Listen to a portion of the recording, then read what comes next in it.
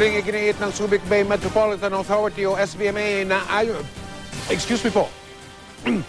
po sa kanilang pagsusuri, wala raw anumang nakakalasong kemikal sa Subic Bay. Pero iimbestigahan pa rin daw nila ang kumpanyang Glen Defense Marine Asia kaugnay sa proseso ng kanilang pagtatapon ng basura sa dagat. Nakatutok si Julio Segovia. Wala raw ebidensyang magpapatunay na kontaminado ng toxic, oily o sewage waste ang Subic Bay. Ibig sabihin, hindi hazardous o nakalalaso ng tubig sa baybayin nito. Base yan sa report ng Ecology Department ng Subic Bay Metropolitan Authority sa ipinatawag na special board meeting kahapon. Kasunod ng mga aligasyong nagtapon umano ng hazardous waste sa Subic Bay ang US Navy contractor na Glen Defense Marine Asia. Lumalabas din sa paunang investigasyon ng SBMA na sa high seas o 17 milyang layo mula sa Pangpang itinapon ang domestic wastewater ng tanker vessel. Lampas kung tutusin sa 12 miles offshore na itinatakda ng Marine Pollution International Regulation.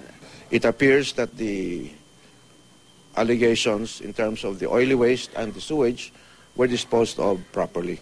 Pero sa panayam ng media sa pamunuan ng SBMA nitong Biyernes, We tested the samples there. We had it tested by Subic Water. And of course, the sewage showed very high levels of toxicity. Then there were allegations that it was being dumped in Subic Bay. paglilinaw ni SBMA Chairman Roberto Garcia, tubig mula sa barge ng tanker vessel ang tinutukoy niya na may mataas na toxicity level. Pero ang mismong tubig sa baybayin ng Subic, wala raw anumang nakalalasong kemikal. Yung test na nire-refer about the high toxicity was the samples that were taken doon sa barge.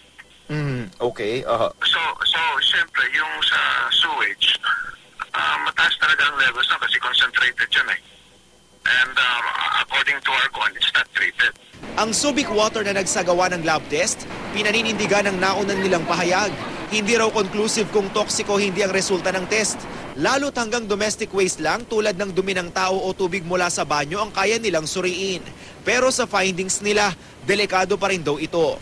Kaya ang ilang negosyante sa Subic Bay, nangangamba pa rin sa epekto ng balitang ito sa turismo. For swimmers and for people who come and enjoy Subic Bay and enjoy the water sport activities within Subic Bay, we want them to know that it's not a hazardous place to swim. Ang Subic Bay Freeport Chamber for Health and Environment Conservation, iba ang basa sa pahayag ng SBMA na walang ebidensyang magpapatunay na nagtapon ng nakalalasong kemikal ang US contractor. Ibig ba sabihin off the hook na itong Glen Marine Defense? Wala na siyang pananagutan.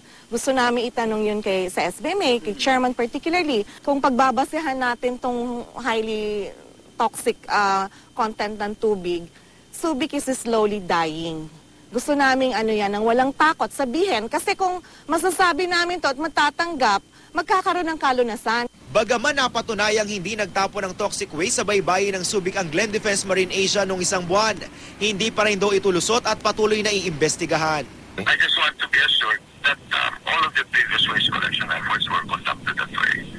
Mula sa Subic Bay, Julio Segovia, Nakatutok, 24 Oras.